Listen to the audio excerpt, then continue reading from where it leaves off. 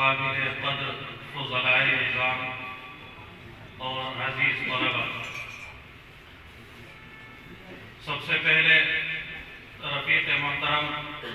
جناب مولانا مفتی محمد اسرار صاحب دامت برکاتہم کو مبارکباد پیش کرتا ہوں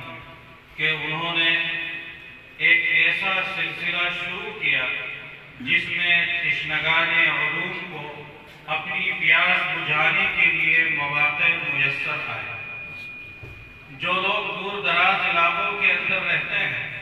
اور اپنے اندر استعداد کی کمی محسوس کرتے ہیں یا کچھ فنون میں اپنے آپ کو کمزور محسوس کرتے ہیں، ان میں اگر وہ اپنی کمزوری کو دور کرنا چاہیں تو اس کے لیے حضرت مفتی صاحب نے جو یہ پلیٹ فارم دیا ہے، یہ بہت ہی اچھی سوچ ہے اور اس کا نتیجہ ہمارے سامنے ہے۔ شاعر کہتا ہے کہ لیس الجمال باثواب تزیننا، جو کپڑے ہم پہنتے ہیں ان سے ہماری جسم کی خوبصورتی نہیں ہوتی ہے۔ لیس الجمال باثواب تزیننا ان الجمال جمال العلم والادب، اصل علم جو زینت ہے انسان کی وہ علم اور ادب سے ہوتی ہے۔ اگر ہمارے پاس علم ہے تو سب کچھ ہے، اور اگر علم نہیں ہے تو خالص ان کپڑوں کو پہننے سے معاشرے کے اندر عزت نہیں ہو سکتی ہے۔ اور جن حضرات نے دارالفقہ والافتاء ابو حنیفہ میں داخلہ لے کر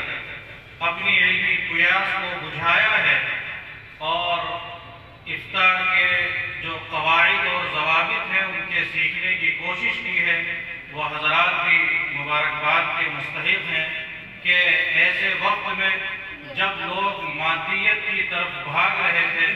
چاروں طرف سے مدارس کے بند ہونے کا سلسلہ تھا،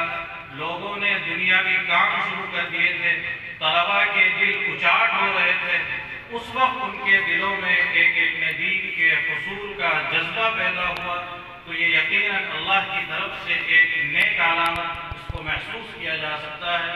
کہ انہوں نے اپنے اندر جو ایک کمی کو محسوس کیا، ایک خلا کو محسوس کیا، اس کو پر کرنے کی انہوں نے کوشش کی۔ علم کے حصول کے لیے کوئی عمر نہیں ہے۔ ایک شاعر ہے عربی، وہ کہتا ہے کہ اذا كان يؤذيك حر المصيف وبرد الشتاء ويبس الخريف ويلهيك حسن زمان الربيع فأخذك للعلم كل متى، جس کا ترجمہ یہ ہے اذا كان يؤذيك حر المصيف، اگر موسم گرما کی گرمی آپ کو پریشان کرتی ہے، وبرد الشتاء ويبس الخريف، موسم سرما کی ٹھنڈک اور موسم خزاں کی یہ بے رونقی، وَيُلْهِيكَ حُسْنُ زَمَانِ الرَّبِيعِ، اور موسم بہار کا یہ حسن آپ کو غافل کر دیتا ہے، فَأَخْذُكَ لِلْعِلْمِ كُلِّ مَتَى، تو مجھے بتائیے کہ علم کے حصول کا زمانہ کون سا ہوگا۔ فَأَخْذُكَ لِلْعِلْمِ كُلِّ مَتَى، ہر زمانہ کچھ نہ کچھ ایک نئی چیز کو چاہتا ہے، ہمیں آگے بڑھنا ہے، نئے نئے خواب دیکھنے ہیں، ان خواب کی تعبیر کے لیے ہمیں آگے بڑھتے چلے جانا ہے۔ میرے استاد مولانا نور عالم صاحب رحمۃ اللہ علیہ یہ بار بار فرمایا کرتے تھے کہ جس زمانے کے اندر ہم جی رہے ہیں یہ زمانہ عام لوگوں کا نہیں ہے، یہ ایسے لوگوں کا زمانہ ہے جن کے پاس کچھ کوالٹی ہو، کسی بھی ایک فن کے اندر مہارت ہو۔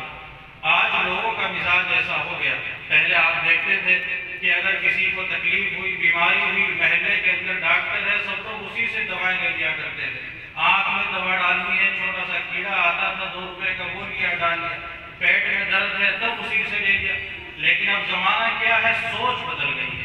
سوچ یہ بدل گئی ہے کہ اگر آنکھوں میں تکلیف ہے تو آنکھوں والے کے پاس چاہیے، دانتوں میں تکلیف ہے دانت والے کے پاس چاہیے، گویا کہ اسپیشلسٹ کی تلاش اب رہتی ہے۔ تو اب انسان کے اندر جو ایک پازیٹیو تھاٹس کریٹ ہو رہی ہے، اس کا نتیجہ یہ ہے کہ ہمیں اپنے اندر کوالٹی پیدا کرنی ہوگی۔ اگر ہم کوالٹی پیدا نہیں کریں گے تو ہماری کوئی قدر نہیں ہو پائے گی۔ ایک عربی شاعر ہے، اسی کا ایک شعر ہے، کیونکہ میرا موضوع عربی ہے اس لیے عربی شعر یاد ہے، تھوڑا اردو کے کم ہی یاد ہے۔ ایک عربی شعر ہے کہ بقدر القدر تکتسب المعالی،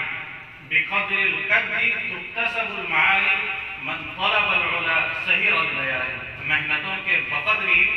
بلندیاں حاصل ہوتی ہیں. من طلب العلا سہر اللیالی، جو لوگ بلندیوں کے طالب ہوتے ہیں وہ راتوں کو جاگتے ہیں. اسی طرح ایک شاعر ہے عربی کا، وہ کہتا ہے کہ تروم العزہ ثم تنام لیلا، آپ عزت چاہتے ہیں وتنام لیلا، اور راتوں کو سوتے ہیں. یغوص البحر من طلب اللآلی، سمندر میں وہ غوطے لگاتا ہے جس کو بلندیاں چاہیے ہوتی ہیں. تو آپ حضرات سے میری یہ خواہش ہے کہ جس ذمہ داری کے بار کو آپ اٹھا رہے ہیں، یہ کوئی معمولی نہیں ہے. جس ذمہ داری کو آپ حضرات نے اٹھایا ہے یہ کوئی معمولی ذمہ داری نہیں ہے، بلکہ اس ذمہ داری کے لیے ہمیں اپنے مسلک کے تئیں، اپنی ذمہ داریوں کے تئیں اپنے احساس کو بیدار کرنا